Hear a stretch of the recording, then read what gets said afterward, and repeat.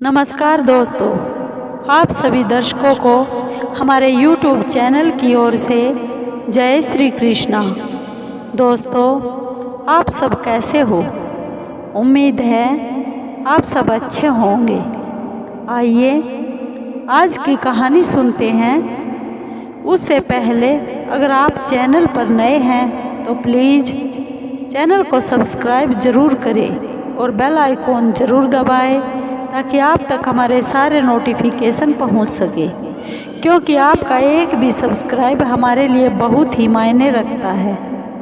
दोस्तों, आज हम आपके लिए बहुत ही प्यारी और बहुत ही ज्ञानवर्धक कहानी लेकर आए हैं जो बड़ी प्रेरणादायक भी है। आइए कहानी को शुरू करते हैं। महाराष्ट्र में केशव स्वामी नाम के एक महात्मा जी रहते थे। वे जानते थे कि भगवान का नाम जपने से कलयुग में सभी दोष दूर हो जाते हैं। यदि कोई शुरू में होठों से भगवान का नाम जपे, फिर कंठ से जपे, फिर हृदय से जपे और नाम के अर्थ में लग जाए तो हृदय में भगवान साक्षात प्रकट भी हो सकते हैं। एक बार केशव स्वामी बीजापुर कर्नाटक में गए, जो कर्नाटक में है बीजापुर, वहाँ पर गए। उस दिन एकादशी का व्रत था। रात को केशव स्वामी ने कहा, चलो आज जागरण की रात्रि है, एकादशी की रात है, सब भक्त हैं और सब भक्त भगवान का जगराता करते हैं, भगवान का भजन कीर्तन करते हैं, तो तुम प्रसाद लेकर आओ। अब फलाहार में क्या ले, यही सोच रहे थे। रात्रि को तो फल खाना नहीं चाहिए। बोले, सौंठ और शक्कर ठीक रहेगी, क्योंकि शक्कर शक्ति देगी और सौंठ कफ का नाश करती है। अकेली शक्कर उपवास में कभी नहीं खानी चाहिए। सौंठ और शक्कर लेकर तुम आ जाओ और भगवान ठाकुर जी को भोग लगाएंगे। अब बहुत देर हो गई थी और रात के 11 बज चुके थे। सभी दुकान वाले सो चुके थे। किसी दुकानदार को जगाया। उस टाइम लालटेन का ज़माना था।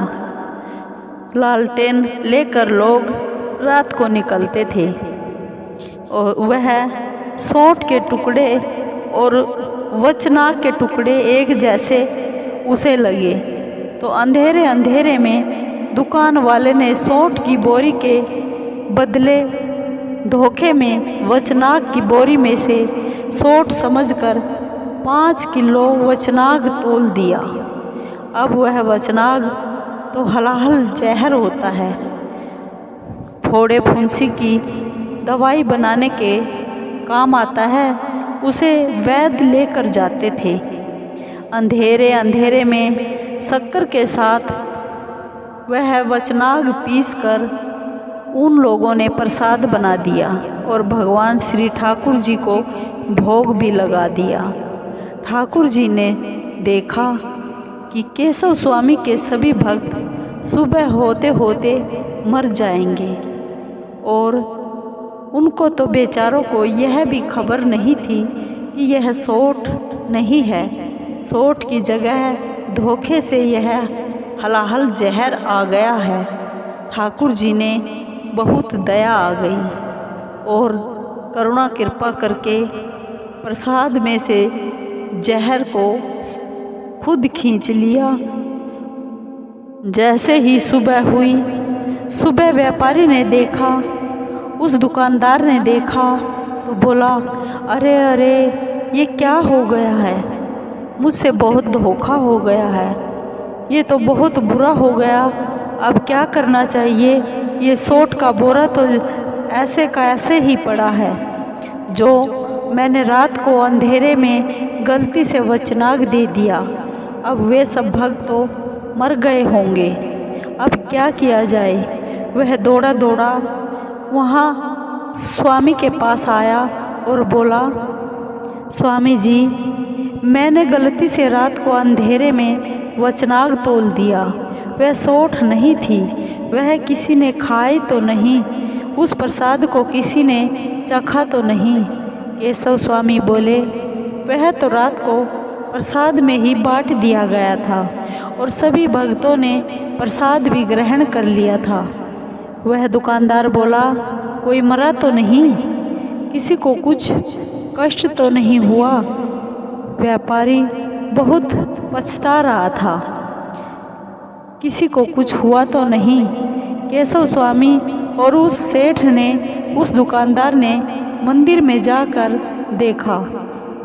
देखा तो वे बहुत हैरान हो गए, आश्चर्य से भर गए, क्योंकि जैसे ही उन्होंने मंदिर में देखा, भगवान ठाकुर जी की मूर्ति की तरफ देखा तो ठाकुर जी की मूर्ति शरीर में विकृति आ चुकी थी। मूर्ति का रंग नीलवर्ण हो गया था, एकदम विचित्र लग रही थी मूर्ति। ठाकुर जी को मानो जहर चढ़ गया हो। केशव स्वामी सारी की सारी बात समझ गए और दुकानदार से की तरफ देखकर भगवान से बोले, हे प्रभु, आपने भाव के बल से ये सब जहर चूस लिया और अपने भक्तों को बचा लिया कि जिससे आपके नाम को कलंक ना लगे, बदनामी ना हो। लेकिन आप तो सर्वसमर्थ हैं। पूतना के सतनों से वह हलहल जहर भी तो आपने पी लिया था और आप ज्यों के त्यों ही रहे। कालिया नाग के विष का असर भी आप पर नहीं हुआ। तो यह वचन